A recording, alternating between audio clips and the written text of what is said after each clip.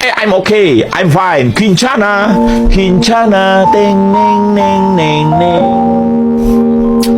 Ku menahan rasa sakit, rasa sakit. Few moments later.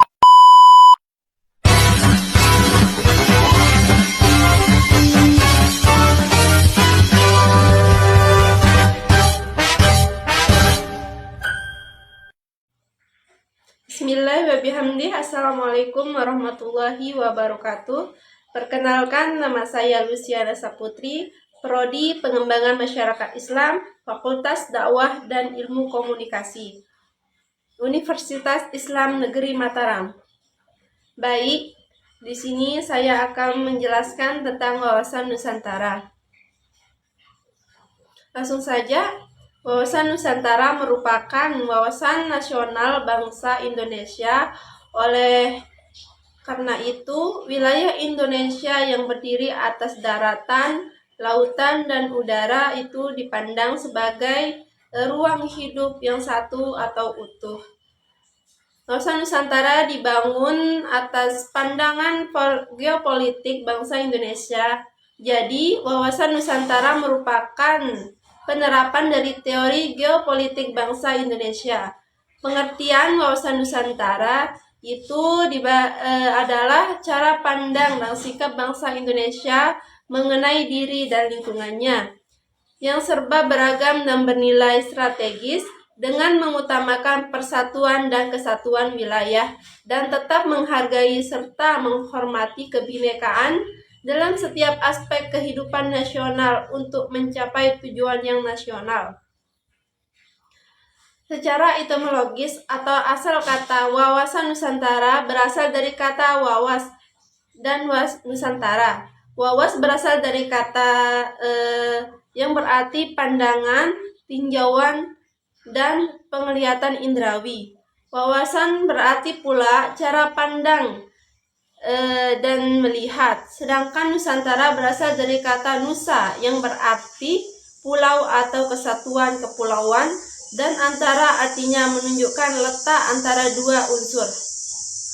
Jadi, Nusantara adalah kesatuan kepulauan yang terletak antara dua benua, yaitu benua Asia dan Australia, dan dua samudra, yaitu Samudra Hindia dan Pasifik. Berdasarkan pengertian kata Nusantara digunakan sebagai pengertian nama Indonesia. Tujuan wawasan Nusantara adalah membangun kesadaran nasional yang kuat dan rasa persatuan yang tinggi di antara seluruh warga negara Indonesia, dan menjaga integrasi wilayah Indonesia dan memperkuat posisi Indonesia di mata dunia sebagai negara maritim yang kaya akan kekayaan alam dan budaya. Hakikat wawasan Nusantara adalah mengutamakan persatuan dan kesatuan sebagai landasan utama dalam menghadapi berbagai perbedaan di seluruh wilayah Indonesia.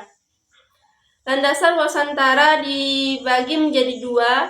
Yang pertama itu Pancasila. Pancasila sebagai dasar negara Indonesia menyatu seluruh elemen bangsa, membentuk kesadaran kolektif, dan menjadi landasan moral bagi setiap warga negara. 5 sila dalam Pancasila itu mengandung nilai-nilai yang mencerminkan semangat kebersamaan, persatuan, dan toleransi yang menjadi pondasi dalam bangsa. Yang kedua itu Undang-Undang Dasar 1945.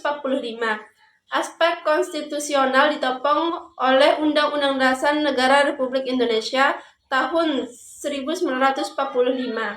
Konstitusi ini menjadi panduan dalam membentuk pemerintahan yang berdaulat, adil, dan berkeadilan bagi seluruh rakyat Indonesia.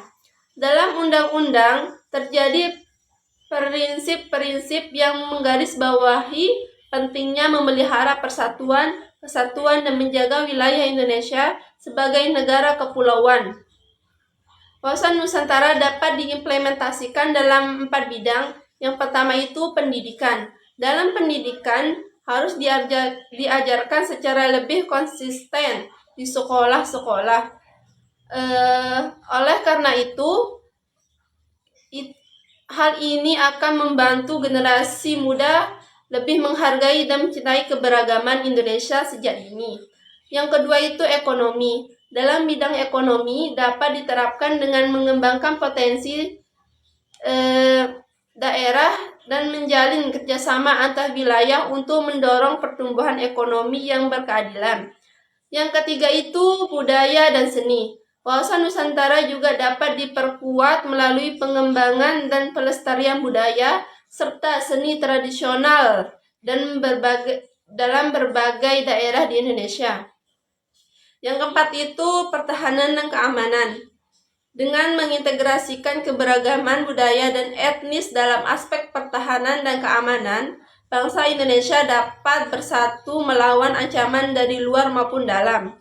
Nah, kesimpulannya itu adalah wawasan Nusantara adalah konsep pertahanan tentang keberagaman dan potensi Indonesia sebagai negara kepulauan.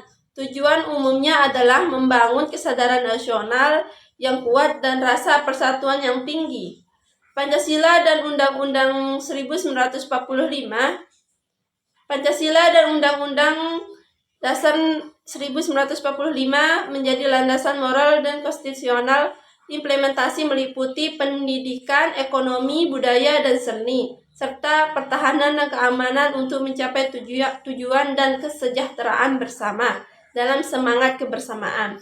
Mungkin hanya ini yang dapat saya sampaikan, kurang lebihnya mohon dimaafkan. Sekian, Assalamualaikum warahmatullahi wabarakatuh. Audio Jungle.